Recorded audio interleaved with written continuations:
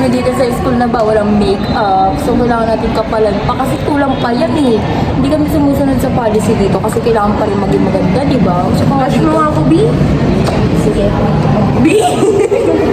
Kailangan pa rin maganda lagi. Huwag tayo makakasara sa mga SSG yan. Kasi sinasabi nila bawal mag-makeup tapos kapal ng ano Mabilis nila. lang kasi makuhuli tayo ng mga teachers.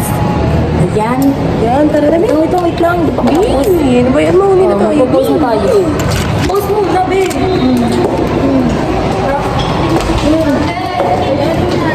Ang kapal naman po ng vlog. Tsaka yung skirt nito, oh. Wow, bakit lang nila naman po ng ano nila? Bakit ko pinipili? Tara na. Sorry po.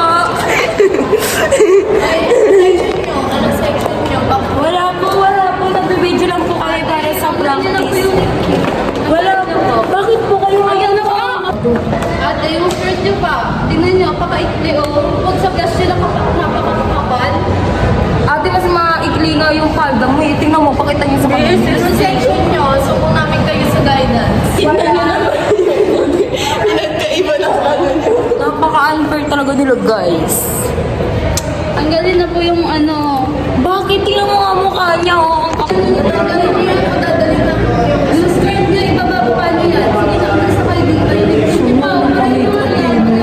Sige po, sorry po. Sige na. Oo, alisin na. Marain na po. Sorry po.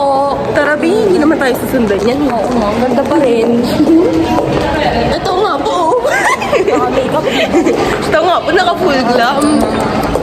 Perfect pa rin. Perfect pa rin. Mga perfect ng tao nandito. So, yun lang lahat, guys, na Julie Vega kami. Kasi kami ng ate ko. Pero di Pero na ang ganda, na-feel diba? na i-remove. Parang normal lang naman siya. Kasi di ba? Yan, sama ko. Pangit. Tama. So guys, babay na kasi may ano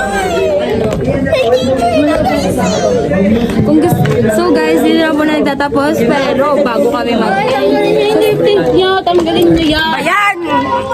Bye-bye guys, pero kung gusto nyo ng simple makeup, ganyan, manood kayo sa vlog namin ah. Bye-bye guys! Talaga.